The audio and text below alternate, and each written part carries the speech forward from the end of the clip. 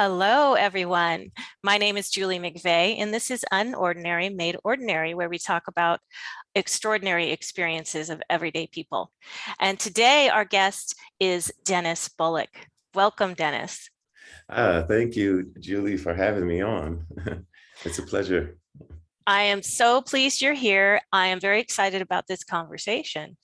If you wouldn't mind, Dennis, could you just share a little bit about who you are, a little background on yourself? Well, I'm a musician. I grew up in New York and Philadelphia also. I'm a singer and a saxophone player. I do R&B shows, jazz shows, and work with a lot of different artists. I was lucky to work with a lot of famous artists also.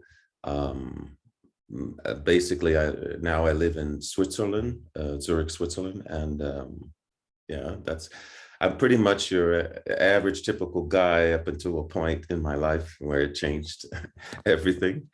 And so now I'm more to help humanity and also to enjoy the experience called life. Wonderful. Thank you for sharing that. So before we get into your very fascinating experiences, can you tell me, did you grow up in a religious background or a spiritual home? Yeah, well, I grew up in a Christian background, Christian religion where, they basically, for me, just scared you. Ah, If you do this wrong, I mean, you were born into sin where you're a baby and you already did something wrong, so right. just being born. So that was the religious background I came up in, was pretty much Christian. And yeah. Mm. A lot of fear and yeah, Yes, fear-driven yes, a ideas. lot of fear and a lot of questions never answered when you ask. Mm. In the religion, they just gave you scriptures, but they never some of the questions they just never answered. Because I couldn't really. I mean, I couldn't really get into it as much as I wanted to, but I was raised in a Christian home. Yeah. Did you feel like you had any kind of psychic abilities, or did you see spirits, or did you have any supernatural kinds of experiences growing up that you remember Um, before the first Yeah, major one? yeah. And before the first major one, I believed our house was a little bit haunted Oh, somehow. interesting. Yeah, Okay. because some strange things would happen and nobody could explain, Mm. why. And we lived in a three-story house, and it was a Oh, wooden floor. And when you walked across the floor, if you're upstairs in your bedroom, you can hear somebody downstairs walking across the floor. But sometimes there was nobody home but me and my sister, hmm. and we heard people walking across the floor, but we knew our parents were gone; they were out. So it was some Okay. strange little things like that. But Okay. I was very young, of 7 or 8 years old, and Oh, after a while, I forgot about it, and I didn't pay it much attention so much. Yeah. okay. So you're just kind of moving along throughout your life, and a major shift took place, a very challenging time in your life. Would you mind kind of walking us through that? Well, me and my mother, we were very close. I mean, she was the light of my life. She was so much joy. My mother, she was a housewife, but she was so full of joy of life. I mean, she quit her job to marry my father because that was the way they did it in those days, and she saved her money and bought me my first saxophone.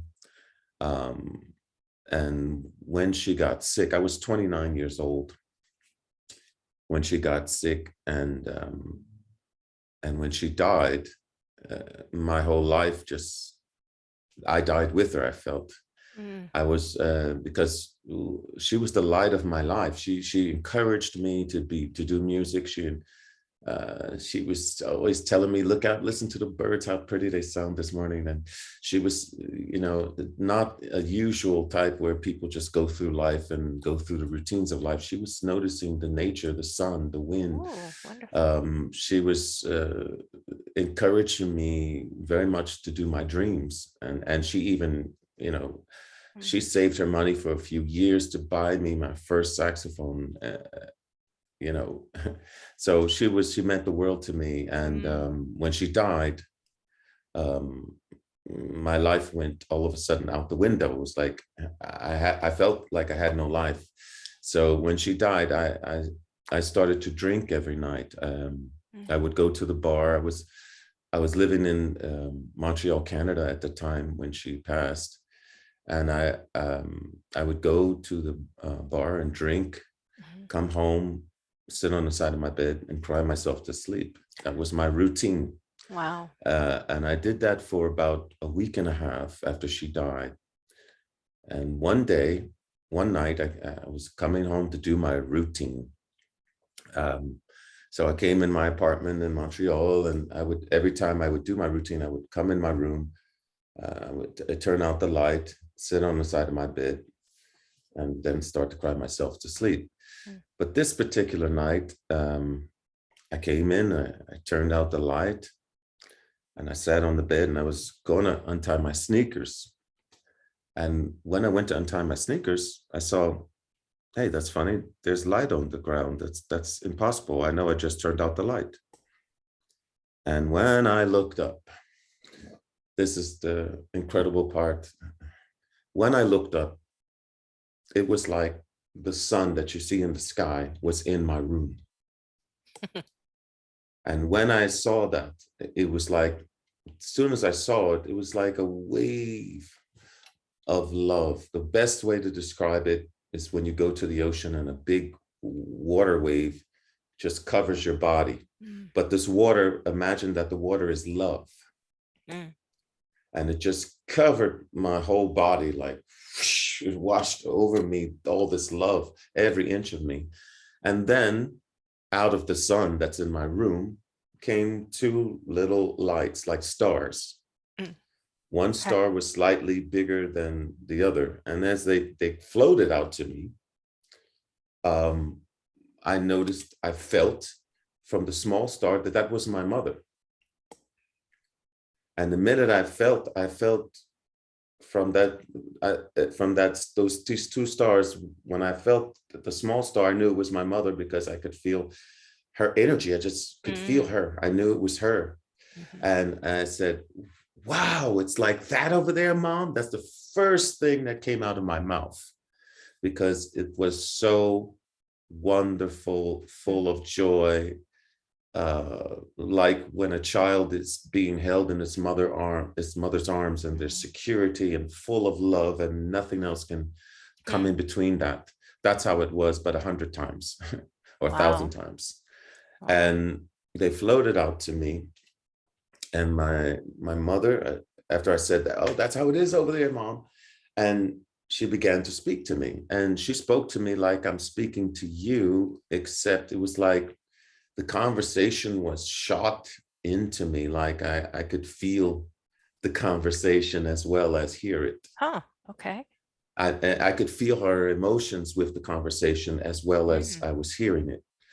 And I guess you could call it a form of telepathy, because she was a light, but we were talking like I'm talking with you now, except there was no room for misinterpretation, because the feeling. Did you use words or no, through your thoughts? No, I talked to her like I'm talking to you. Oh, you did? Okay. Yes, and she was communicating me back. I could hear her voice coming from this star. Wow. Okay. And she was telling me, she said, I'm going to tell you 1 week in the future, so you'll know that this actually happened, that this is not an imagination, this is not an illusion, this is not a dream. Yeah. And so she said, you're going to have a job this week coming. You're going to have a job. Now, I hadn't worked in about 2 or 3 weeks. as an artist. I just haven't worked. It didn't work. There was no work. But she said, next week you're going to have a job, and she said, there's going to be a guy at this job, a doorman, bouncer, what we call it, and Mhm. she said he's going to be a homosexual. She said he's also going to make a pass at you. Okay. And she told me, whatever you do, don't get into an argument with him or fight. Now, my mother knew me because, I mean, I was 29 years old. I call it the roaring 20s.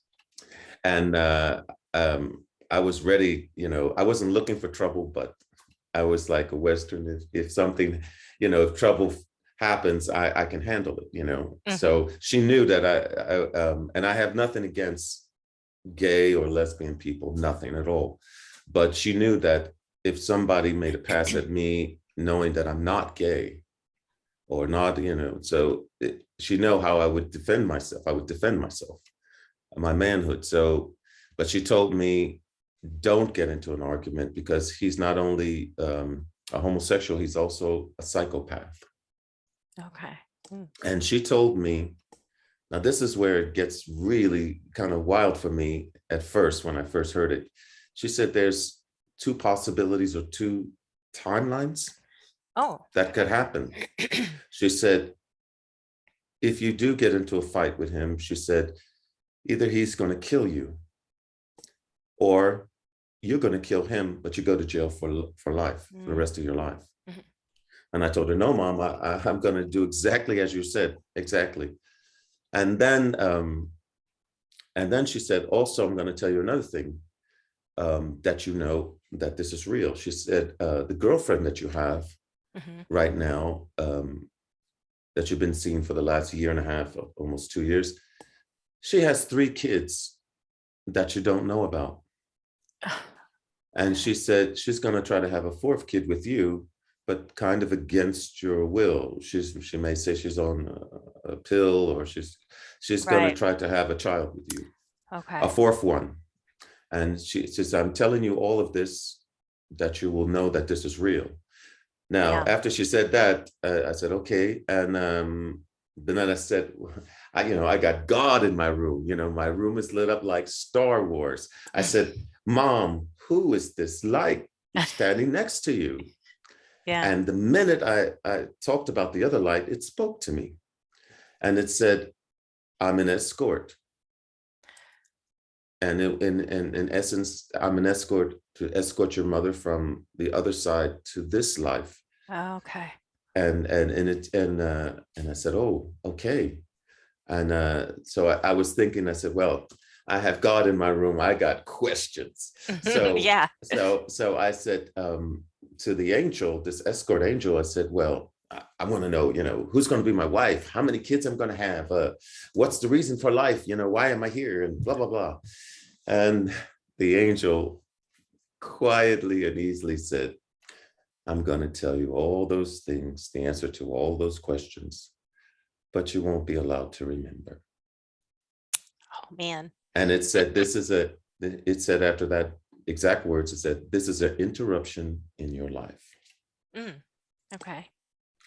Okay. So then I said, okay. So it did tell me all the answers, but I couldn't remember them. I was only allowed to remember 1 week in the future what my mother said. Okay. Okay. And then my mother went on to tell me that she loves me, and she said she's going to be around me, but she said you won't realize it as much as you do tonight. And then she said, I love you. And then her and the angel. her and the angel, escort angel, I called it, glided away from me. And it's like they melted away, like ice in a glass. It just melted away, or somebody turning slowly down the heat in your room. It just slowly. And when they finally left, tears burst out my eyes, ran down my face. And I said, nobody's ever going to believe this happened. Nobody's ever going to believe this happened. And yeah, it just moves me sometimes when I even think about it. So Um, wonderful. How long ago? Oh, so you're 29. You're I'm 29 at this 29, time. 29 years old. Okay. And so Wow. the next, Yeah, that's so they amazing. leave, tears are running down my face, and I'm like in shock. The next day, I get a phone call from my band member, and he says, "Hey, we got a job." Okay. Just like my mother said. Now Yeah. I didn't tell my band members what had happened because I thought they were going to think, he's a great singer, a great saxophone player, but since he lost his mom, he kind of lost his, marbles, Oh, right. Hmm. So I didn't say nothing when they said, "Hey, we got a job." I said, "Oh, okay, great, Uh-huh. great." In my mind, I'm thinking, wow, this is beginning to happen, just like my mother said. Wow. So the next day we go to the new club and we do what we call a sound check. Yeah. A sound check is what they do maybe a couple hours before the actual show Yeah. to make sure that all the sound works right and that there's no problems. So when I went to the club, there's these two huge bouncers. I mean, huge, kind of like the, Hulk Hogan kind of wrestlers, Mm. big kind of Okay. people. I saw them and they did nothing. They didn't say nothing to me. And we Okay. came in, we did the sound check. Everything went okay. So then at night, we came to do the show. Now I came in, we did the first set. People loved it. It was great. And when we came off, I was kind of standing with the band members. It was six of us. I was standing with the band members. We were talking, just standing there talking after the show. And this bouncer walked behind me, Hmm. and the people were in front of me. So they just saw a guy passing Sure. me by. Right. But he touched, my butt, he grabbed my butt. And Mm. I went, "Hey, what the heck?" And I said, Okay. "Guys, did you see that?" They said, "No, no, we just saw a guy pass you." He said, "Hey, just grab my butt, man." And then I was ready to tell him something. And then I felt my mother, I remembered what my mother said. "Oh yeah, don't get into an argument with this guy. Remember what your mom said, don't get into an argument." So Yeah. I went over to this guy and I said, "Look, man, I don't go that way. And I'm sorry, please don't touch me again." Hmm. And he went like this, "You had too much beers," Mm. And Okay. uh, and then after that, he said also, "Why did you tell your friends?" And I said, "I told my friends because that's what you did, man." And I said, "I'm not like that. So I'm just telling you, I'm not like that. Please don't touch me. Thanks." And I walked away because I knew if I stayed, the conversation was Yeah. starting to Yeah. go Yeah. to Because you're the young and you're that age where you're kind of feisty, sounds like. yes, exactly, exactly, exactly. So it was kind of going there. So I cut it and I left, and we did the second show. And after that, I left the club. Nothing happened.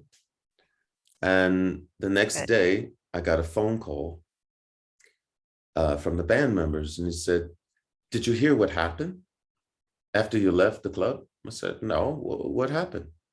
He said, that guy that you said tried to touch you, Mhm. he crushed both of the rib cages of the club owner, Oh, and he wow. went to jail for manslaughter, and he's in jail to this day.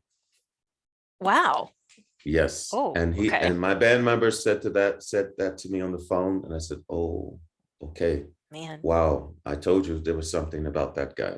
Hmm. And then I hung up the phone and I said, "Oh my God, my mother, what she said is coming true. It's coming true. It's coming true. It's coming true."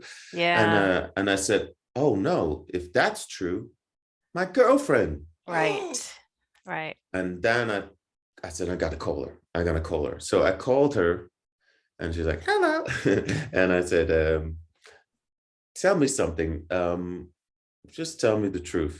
Um, do you have three kids?" And the phone went silent for a little while. And then she said, "Who told you?" Uh-huh. And I said, and I was so in unbelief. I said, "No." I said, "No, no, I'm going to ask you again. I'm going to ask you again. This can't be." I said, "Do you have three kids?" And she said, "Yes, I have three kids, but who told you?" Wow. Okay. And then I told her, I said, "I'm going to tell you, but you ain't going to be ready for that. My dead mother told me." Mm, And then I told her, I said, we're finished, because I said, mm, not because you have kids, but if you're gonna hide your kids, what else could you hide from me right, for a year and a half? right. And I said, I would have accepted you with your three kids if you had been honest with me. Mm, But you lied to me for a year and a half. hmm, I said, if you'll deny your kids, what else are you could be lying about? So we yeah, broke up. yeah. And yeah, and that was my first experience. That's an amazing experience. And Yeah, yeah, yeah, that was that's my really first. quite amazing. And that changed me, but it only changed me to the point where I knew that there was something else out there after this life. It didn't change me. It changed me just to that point, that Did I you knew something feel, was. did the grief lessen at that point? Oh, Because, I was healed because I okay, knew where she was. I knew that she was alive. I knew that yeah, she was well. I knew that she knew everything that was going on. Even she knew the future also. So true. so I was no longer worried about her. I was cured of this depression and Oh, that's great. all of that. Mm, So um, wow. so that she came and punched a hole into this world. And I have to mention that because while they were there, the angel and her, Hmm. we all kind of could read each other's mind. Right. And I could sense the conversation between the relationship between my mother and this angel. Oh, cool. Wow. That was something also I forgot to mention. And Okay. it was kind of like she was telling the angel, you got to get me over there. I got to save my son. You got to get me over Oh, there. And what I was getting, the mm, angel was saying to her was that because it's love, no problem, I will get you there. Because mm, this escort angel knew how to get from the other side to this world easily.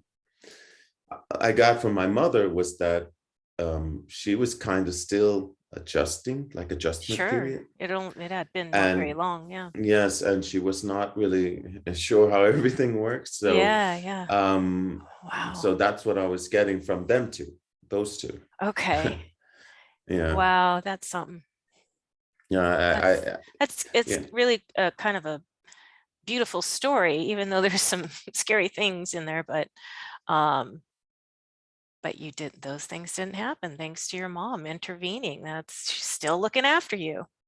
Yeah, yeah. Well, I just say that love lives on because we were very close. She was like, she was my encouragement, my happiness. She was Yeah, always, and when she just all of a sudden left this world, and I was like, I was even mad at God slightly because it was like, hey, I'm only 29, man. sure. I'm not supposed to be losing my mom at 29, Yeah.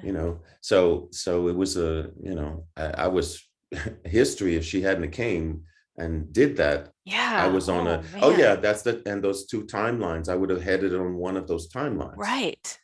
So you ended up on a Those, third option, yes, a better exactly. timeline, I a bet that's what she came much and she better. punched a hole in this world Wow. to do that. Yeah. But that's love. Love can do that. There's no Mm, what I got from her experience was there's no boundaries with love. mm, It doesn't stop. You can't beautiful. stop it. Beautiful.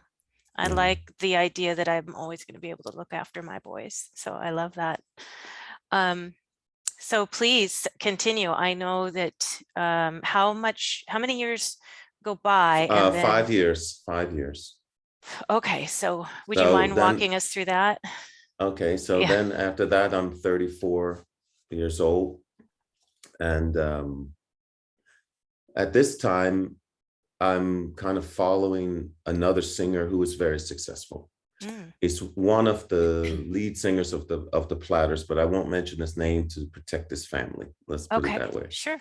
And I'm trying to, because he's super successful, great singer, record companies here, Germany, everywhere, Hmm. videos everywhere. And so I'm kind of following his footsteps. He's like my mentor. And I'm singing background vocals with him. He's singing the lead, and I'm just learning. And one day, right before a show, he introduces me to some drugs, and I figure, well, I guess this is the way, it's okay for him. He's okay. And Right. so I start doing drugs with him. Oh, And I'm not so proud about that, but um, sometimes you're chasing fame and you want to make it, and you see somebody else who's sure. making it, and he was older than me, like maybe 10 years older than me. Hmm. And I was like just following because I just never, you know, Right. been around somebody that was so successful. Mm. So when he did it, I thought, nah, it must be okay. So I'm gonna do it too. I want to be successful. I want to, So I Hmm. start doing it, and then um, the last he drops dead. Okay. I did the last show of his life. The last Hmm. weekend show of his life was with me. Um, and then he dies. He drops dead. And then I stopped cold turkey because I said, if I keep following this guy, I'm gonna be dead too. I'm gonna end up like him. So I stopped, and then I said, I want to replace it. So I replaced it with marijuana. Mm. And I said, oh, I smoke a joint every now and then. That's because I stopped cold turkey. I didn't have to go to any clinics or nothing. I just stopped. My will was strong enough that I said, that's it. I stopped. Yeah. you know um and I said, this is not the way. Yeah. And so then I took a whole different path, and I was smoking joints, and I had a new girlfriend at that time. And one day we ran out of marijuana, and I said, well, I don't have any marijuana, but I'll probably can call one of my musician friends to probably have some, and and we can get some. So I make the phone call, and my friend says, yeah, I have some, but I'm baking it in a cake. I can bake some in a cake for you and bring it Okay. by your apartment. Hmm. So I said, cool, because I never had marijuana in a cake before. So he bakes it. And what I found out later was that he put so much marijuana in the cake. Oh, well. And so he brings the cake over, chocolate cake, and he drops it off, and he leaves me and my girlfriend with the cake. Okay. So I take a small piece, she takes a small piece, and we eat it, and we wait 20 minutes, and nothing happens. And we said, I don't know, nothing happened. You feel anything? And she says, no, I don't feel anything either. Hmm. So I said, maybe we didn't eat enough cake. How about I'm gonna cut half the cake, you eat the other, you eat one half and I eat the other. Okay, deal, deal. So she ate one half and I ate one half. We waited 20 minutes again, and nothing happened. And then I said, it must be a bad batch, Hmm. a bad batch. There's nothing happening. Then another 10 minutes went by, and then it started to kick in. But what it was doing was not really getting us high. It started to shut down our body Hmm. for some reason. I don't know. Hmm. I started to forget to breathe. Okay. Hmm. I'll be talking, and oh, I forgot to breathe. Sorry. Oh Yeah. And then my I gosh. started having trouble to move. I couldn't move. Mm. And my girlfriend said, you better call 911 while we Mm. still can. Yeah. And I said, yeah, because I feel my body shutting down. I can't, I'm forgetting to breathe. I can't hardly move. Yeah. So I called 911, Hmm. and and they answered the phone. What's the problem? And I was so embarrassed to tell them. I said, well, we ate maybe too much marijuana in a cake. Can you come please save us? Yeah. It was so embarrassing to say why, and so they said, okay. And they hung up the phone. And when they come to pick someone up in an ambulance because of any kind of drugs, they also notify the police. Oh, okay.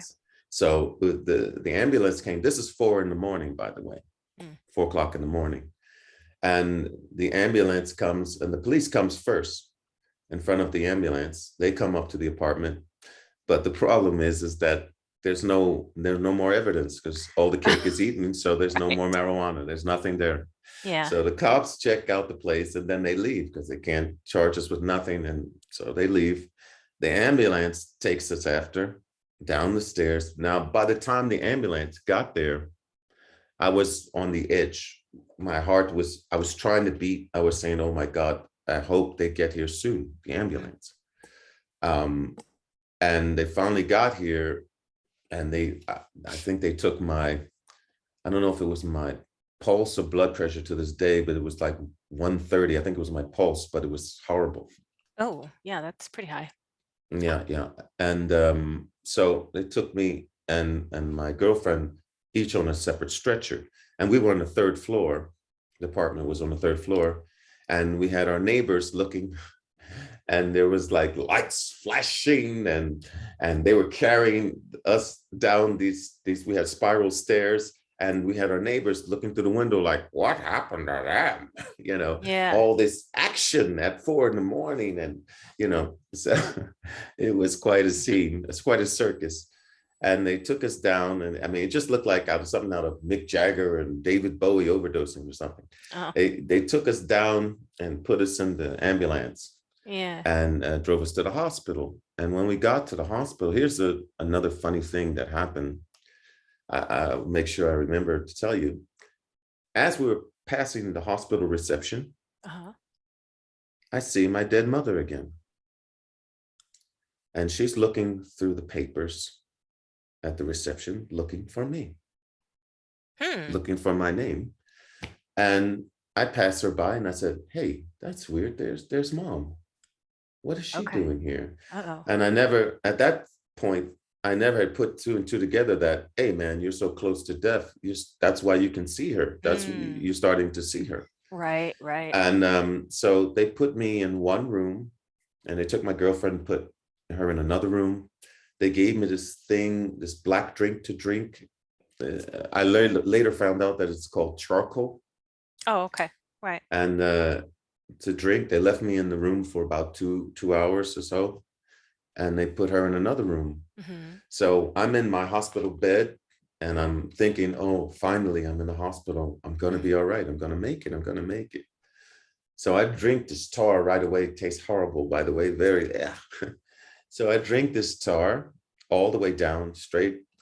And then I lay back on the bed, and I think, okay, I'm going to be okay. Everything is going to be all right. And as I lay on my bed, all of a sudden, I hear my heart like in my ear. And it's beating, starts to beat like boop, boom, boop, boom, boop, boom, boop, boom, boom. And it stops. And I jumped out of my body. I popped out of my body. And I'm standing on the side of my bed. My body is in the bed. And the first thing I said then, I said, I'm out. I'm out. I'm out. And I look at my hand, and I'm looking at my hand, and I noticed my hand is like a whole different color. It's like gray, light blue. Okay. Okay. It's like a grayish, lightish blue. And the only way I can describe it is like if you watch TV at night and the emergency broadcasting system comes on. When all the programs run out of programs, they have this static. Yeah. And if you look in the static, there's colors. Yeah. And these colors and that static was kind of like how my hand was. It was kind of like like grayish, light blue. Okay. And I'm looking at my hand, and then interesting. I hear a drop of water. There's a sink in my hospital room.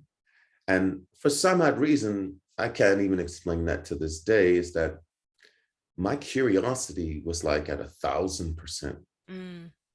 My soul was so curious. And water, a drop of water, doop, doop, was the most fascinating thing to me. And I said, oh, water, a drop of water, wow. And the minute I thought about the water, my vision zoomed into it, zoop, very fast, and back. So then I moved towards the sink, in front of the sink. And I said, it was almost like if you're riding a bike and you haven't ridden a bike in 20 years and somebody puts a bike in front of you, Mm-hmm.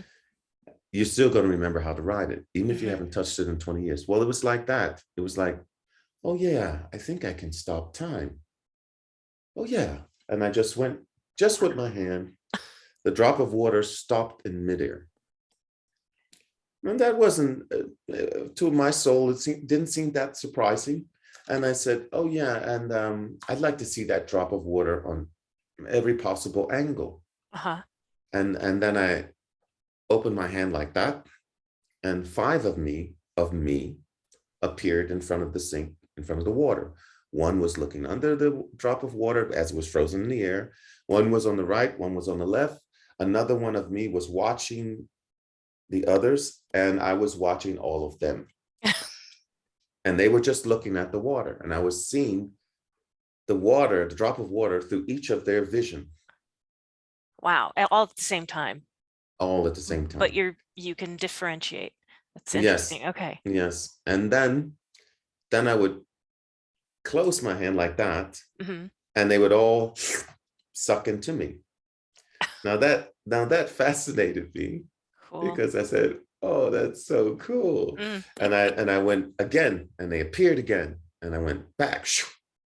Wow. And I kept doing that fast. And then I said, this time I'm going to add a little shake. And they would appear with a little shake. And then they came back, and I was having a ball. I just kept on doing like a that little fast kid and fast. playing. Yes. Yeah. Yes. And then I burst out laughing. And this was the real trick. When I laughed on the other side, it was like I was laughing in the Grand Canyon. Ha ha ha ha ha ha. You know, and I was having a ball. I wasn't even concerned about nothing. I was just free. Mm-hmm. And I was having fun like a kid would, you know. It turned into Bugs Bunny, I call it, yeah. And after the laugh, all of a sudden I felt that somebody was watching me. Mm. I didn't see them in the room, but I felt like somebody was watching me.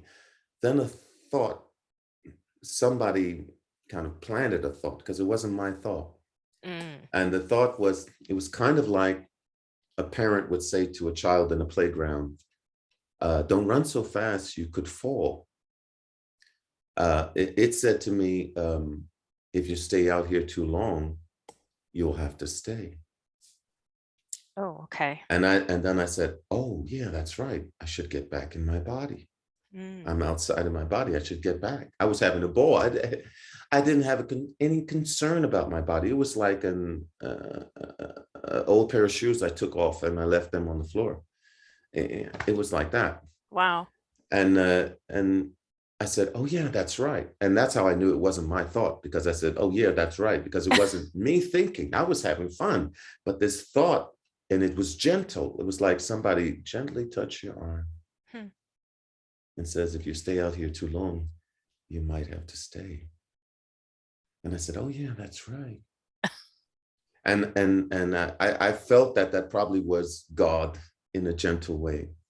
And I turned myself towards where my body was. And I never wanted to look at my body. That's another thing. I knew it was there. I think I saw my foot. That was it.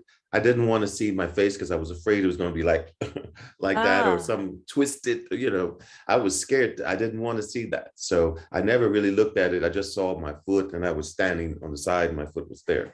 Mm. So I pointed myself in the direction of my body. And I just thought, I'd go into my body now. And that's what happened. I flew into my body, and my heart double beated, and it started to beat again. And that was it. But wow, as I was outside of my body, that's something I forgot to mention.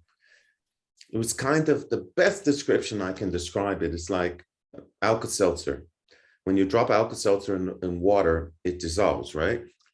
But what was happening to me the longer I stayed outside my body, the more information that was coming. It was swelling like an Alka-Seltzer. It was just swelling and swelling. Ooh.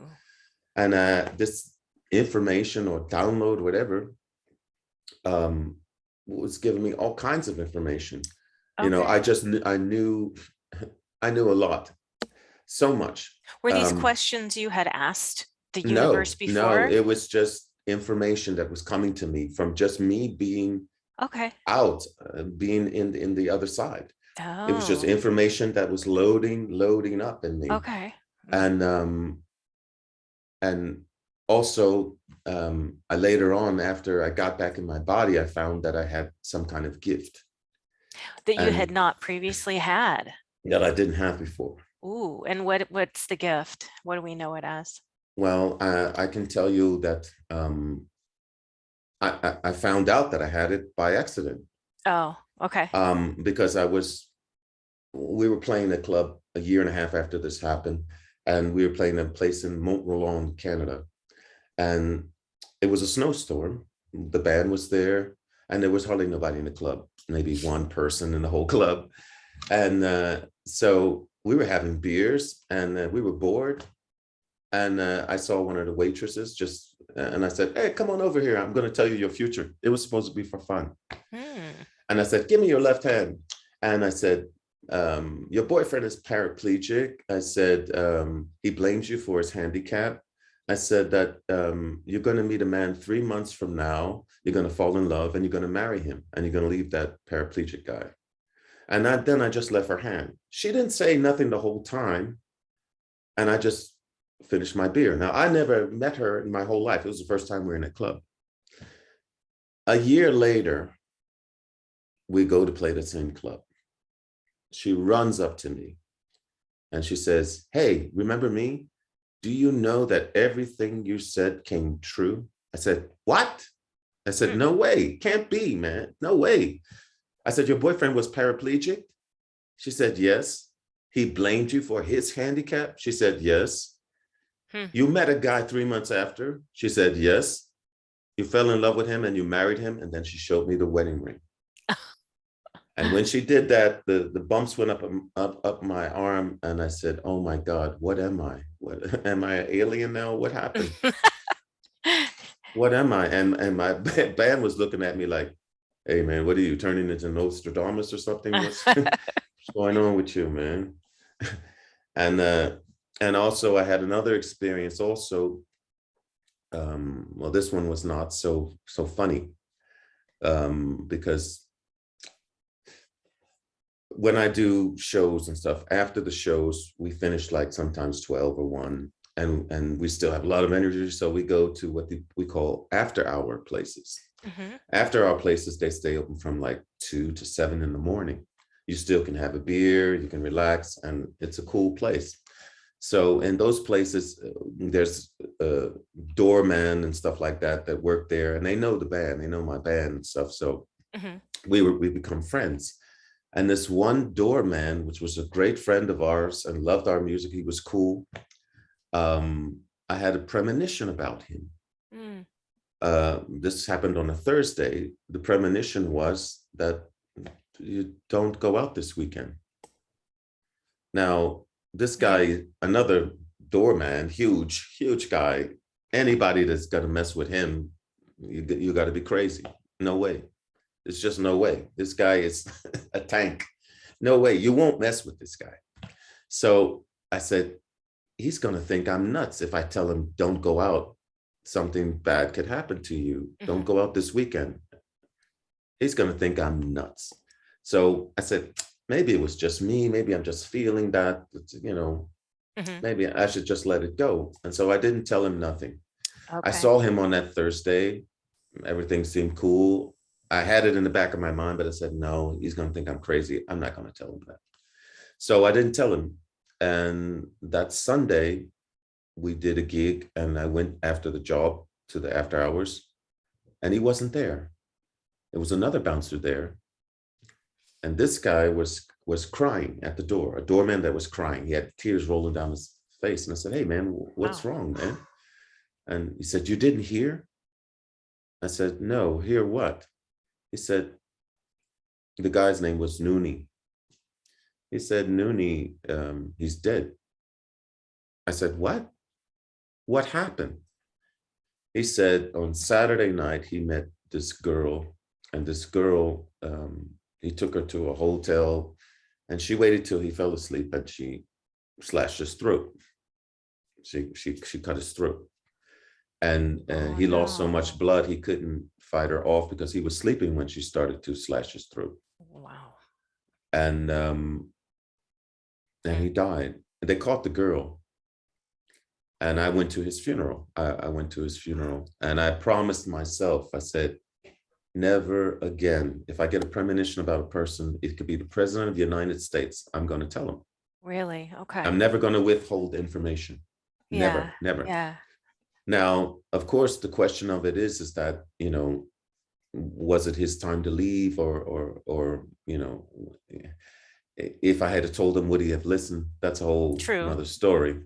But I True. won't be the one to hold information anymore. That's for sure. And that's what I learned from my gift. And I help people now with my gift with energy reading and information for health and stuff like that. Sometimes with relationships with family and marriages and stuff like that. Okay. Yeah, I'm gonna get your contact info, by the Okay. way. Okay. Okay. But before we go there, I am really curious about some of these downloads and knowings. Did you Oh, anything that you think the listeners would be particularly interested in learning about? well, this is the part where my downloads are so far away from what I used to believe. Oh, okay. Incredible, incredible. First thing, it's a lot if you're ready. I'm First ready. thing, the first thing is that on the other side, there is no right or wrong. Okay. I've heard that Okay. before, which is There, hard for there, people to get. there is no right or wrong. That's the first thing. Get that through your head. And the other thing is that every soul knows what's going to happen when they come into this life. They know the future. My mother proved that. She knew the future already as a soul. She knew. Mm. They all know. Okay. Oh. They don't come into this life to grow or to learn lessons and all this stuff. Doesn't mean that when you come into this life into an experience that you can't learn something. You might learn something, but it's not because you need to. It's not because you have to. It's not because you needed to grow or stuff like that. Your soul is perfect. It's absolutely perfect. But the thing that souls come into the earth is to experience. Okay. And the thing is that it's like on the other side, it's like you read a book on how to drive, but you've never driven a car. Mm-hmm. You come to the earth to actually drive the car. Okay. Okay. We only come for the experience. That's one of the downloads. The other download, maybe the religious people are going to hate me now, but this is what I got, and I trust it 100%. There were many Jesuses. That's another thing. There was Okay. not only one. Also, that Jesus was misinterpreted because of the jealousy of the religious people, like the Jewish people, and also the church, and also the government. Mm. They were afraid of him, and they tried Okay. to take anything that he said to twist it into some kind of fear. Oh, okay. And what people misinterpret when they say and they never listen to this, is that Jesus was always saying, I do these works, but you can do greater. Mm-hmm. Okay. And he was saying that the kingdom of heaven is inside of you. Yes, it is, because it's your soul. Mm. Your soul. But what he wasn't saying was that I am the only way, and that's it. Mm. That was from the church, the Pharisees, the priests. The leadership, yeah. Yes, leadership, exactly. So my download about Jesus was he was about love and forgiveness, and also this sin thing was wrong. That's to put you under submission from the very beginning, that you can't get out of once you get into that religion. Mm. Mm-hmm. This was not God's. Control. And here's the other thing. Oh yeah, the other download was that there is no really hierarchy. Like there is a consciousness on the other side, a Christ-like consciousness, Okay. and it's just under unconditional love. It's just under that, just under. Okay. Okay. But it's not like if you see Christ, he's better than you, you have to follow him. No, Christ is like a brother of yours. That's it. That's how God sees it. God doesn't see, oh, Christ, and then there's you. No. God sees, oh, you, wow. Oh, Christ, wow, great. That's how it is. There's no hierarchy. That's one thing. Also, there was something quite interesting I got in the downloads about heaven and hell. And that was that, well, let's get into this. First thing, as a Christian, I was raised as a Christian, so I died high. So I should have went directly to hell, supposedly, but I didn't. Okay. That didn't happen. Okay. So that's one thing. And the other thing is people who die and go to some type of hell, it's because of what they believed in the earth plane. Because your soul is so powerful, it recreates what you really truly believe in. And the hell that they supposedly go to when they go and they come back to tell about it, is a hell that they created. And the souls that are in that hell, once they realize, oh, it's me that's creating this whole thing, they leave.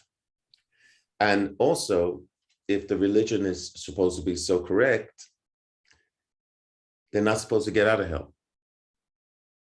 Why are all these people coming back from hell and, oh, I was in hell? Well, you're not supposed to come out. If that's the way of things, right. You're supposed to stay there forever. You're never supposed to come out. Why? It's hundreds of people coming out because they created it.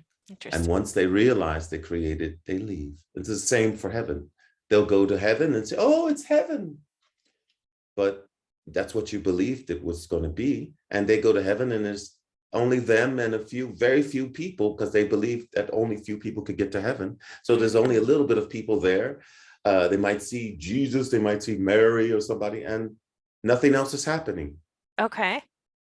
And they realize, oh my gosh, this is what I created. Okay. It's not a real place. It's what I created. And they leave that because it's all, your soul is so powerful. What you think and what you create or what you believe in on this earth plane, you kind of recreate on the other side until you realize it's you doing it. And then you'll be free from it. So, so there is no, first, the other download is God doesn't punish anybody. It's only love. Now there is a life review. Okay. I didn't have one, but there is one because maybe I didn't stay long enough. You know, my death experience was, I don't know, 15 minutes, 20 minutes max. I know the listeners are going to want to know, okay, but what happens to the really horribly evil people when they were here and they were just destructive and evil? And okay, well, this is what I'm going to get to. First, there's a life review. Yeah. Now, your life review is not meant to punish you. It's exactly what it is. It's just to review your life, what you lived. That's all. God watches with no judgment. The angels or your guides, they watch, but with no judgment, none. But in this life review, you will feel everything you caused in life. Like if you argued with someone, the person that you argued with, you're going to feel exactly what they were feeling when you argued with them. You're going to feel what you caused. If there was because you argued with them, they went later on and they did something else that ruined their life because of that. But that, you know, you're going to see all of that and you're going to feel all that. You're going to feel exactly what they felt, not a little bit, but exactly. Okay. Now that's about probably the closest, if you want to call it a punishment, that you'll get. So if you got somebody like Hitler, who caused so much damage and death to so many people, imagine that he's doing his life review and he has to feel millions of people who suffered. He has to be in their shoes. He actually feels what they felt. Now that's a lot, but it's not forever. It's not a continuous torture. In fact, it's quite fast because everything there is fast. It moves fast. You're in a high vibration. Feel this is like a corrective procedure? It restores and corrects the person that has done these things. Well, it's basically a review. It's not so much to correct the person who watches the review, which is you. You're the only one that's going to have a say about, I could have done that a lot better. It's going to be you that judges you. Well, not God, not the angels, none of them. They don't judge you. But you're going to feel all the things you caused, and you could have some regrets about that. And feel all the good things you caused as well. Also, everything. You'll feel all the good things, all the bad things, all the good things, and before you know it, it's over, and that's it. And God isn't like, well, it's more like you. Well, maybe I could have done that little life better if I'd have known everything or whatever. It's you that's gonna have something to say about it, but there is no judgment. So the closest thing that I know, what I got from the download was the life review. That was it. Yeah. And here's the other thing. If you die in a tragic way, like you get murdered, your soul leaves your body before the murder. I've heard that as well. Many people in car accidents, they can tell you, I wasn't in the car when it hit. Yep. Because your soul is taken out. It's the same for children who are murdered. It's the same for someone who may be beat to death. Their soul will leave the body. The soul does not experience it. So they don't really experience it. Right. No, I've heard this. I've done a few NDEs. Well, this was my download. My download. That's comforting. Yes. They don't experience murder. No. Or torture. The other thing is, what's happening today? The earth is changing. Okay. There's what we call vibrational change happening. Also, I got a little bit of history on the earth, but it's so heavy. Yes. We could go on, and we're getting close to our time, but yes. I'm wondering if that has anything to do with ETs. Because I was going to ask your opinion before we go on ETs and reincarnation, if we can squeeze those in. Okay, the first thing, reincarnation is definitely happening. We can come as many times as we want, but this is the thing I have to explain about the earth, and that is that, and that everybody takes life a little bit too serious, because the earth is actually a game. Okay. It's a game that other souls put together for other souls to be able to experience lower vibration. And that's it. And this game is set up that you can experience the 3D, the lowest vibrations, because you can't experience that on the other side. It's all high vibration. Right. Okay. So it's a game, and we choose. It's like, you're in the soul group, your soul group, and we say, hey, did you hear about that game called Earth? Yeah, I'm gonna try it. No, you're gonna go? Yeah, I'm gonna go, but I won't forget that I'm a god. And you go down and you experience it, and you die, you come back, and they say, oh wow, that game was so awesome, man. It was so awesome. Gee. But I forgot that I was a god while I was down there. I forgot. And then your other soul friend says, well, I'm going to try it, but I'm not going to forget I'm a god. I'm not going to forget. And they go down and they forget, and they come back. And this is how it is. That's how it is. And that was the download I got. That the earth is a game.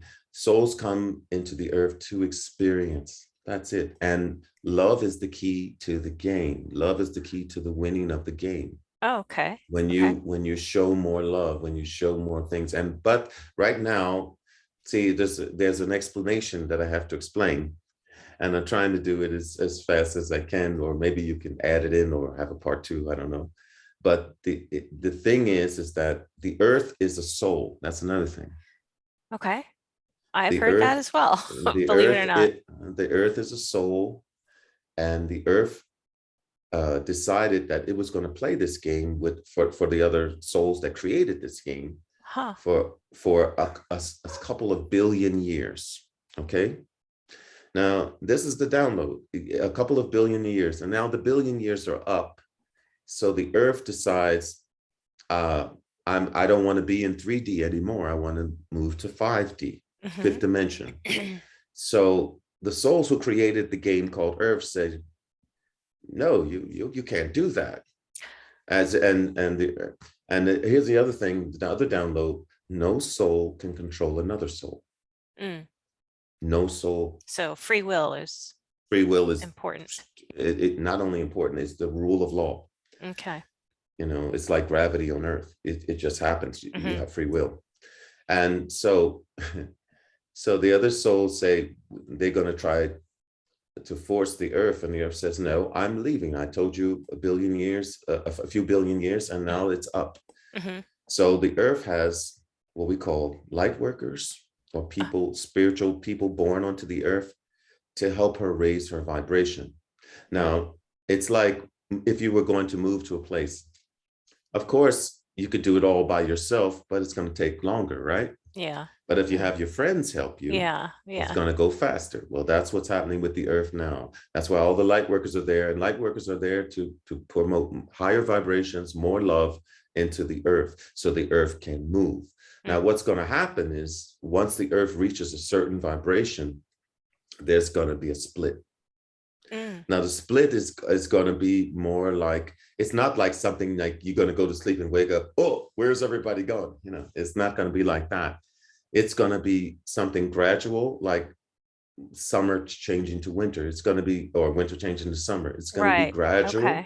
Okay. It's going to be a vibrational, but there will be a split. And the 3D Earth will be kind of like another timeline. Okay. But it won't be the real Earth. The real Earth will be on 5D, fifth dimension. Now, that's heavy information, even for me, but that's what I got. And that's what I truly believe, because I never saw what's happening on the Earth now. It's exactly what the download was about, vibrational change. That's why it affected everybody. The last 2 years, everybody. Friends weren't friends anymore. Family members weren't family members anymore. The trust of governments and the trust of people went out the window. And we're in vibrational change, but it's a change. Here's the tricky part, is that the vibration is higher. So there's more light coming to the Earth. It's not darker, what they're trying to make you think. What the news, what the governments are trying to push, they're trying to push hard, but they've lost the battle already. They just don't know it. Because as the science can tell you, the Schumann resonance of the Earth is rising. It's 7.8 normally, now it's 10 or 11. It's rising. Here's the other thing. There's the electrical magnetic field. It's weakening. It's weakening. And what happens?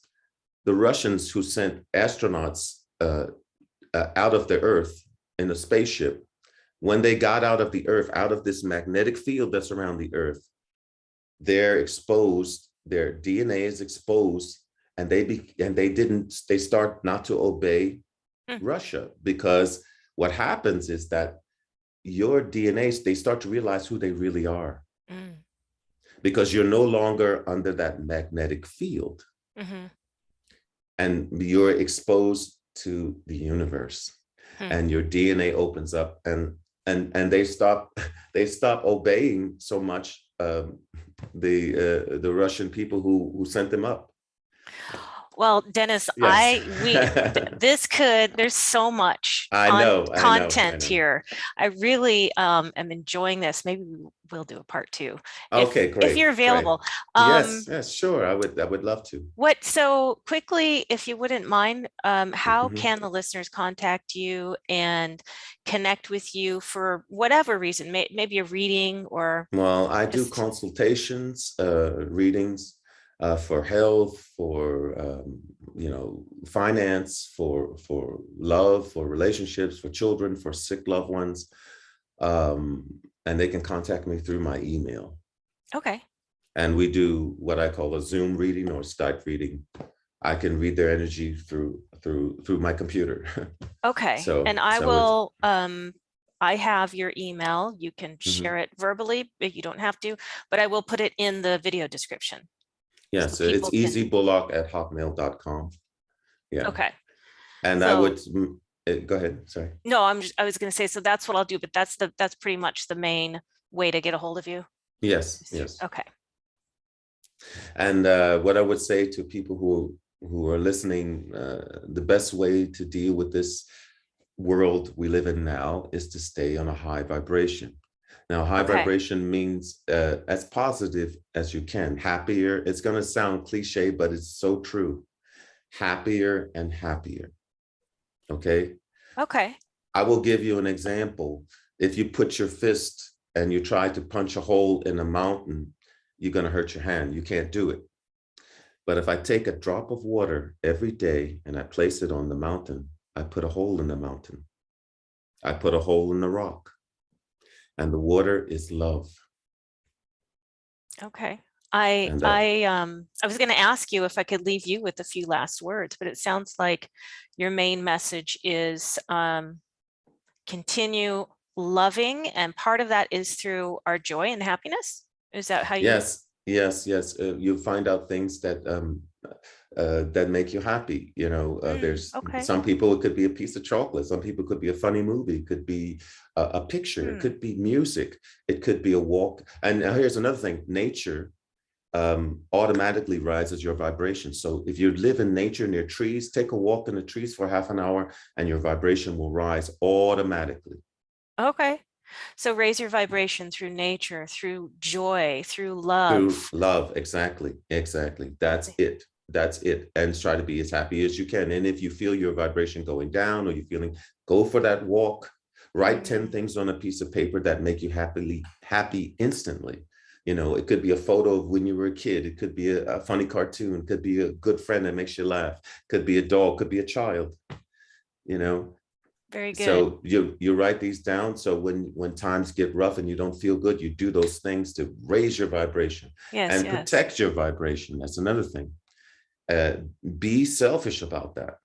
That means if somebody is bringing you down all the time, don't stay around that person as much as you can. Right. And also pray for your enemies because they're part of you.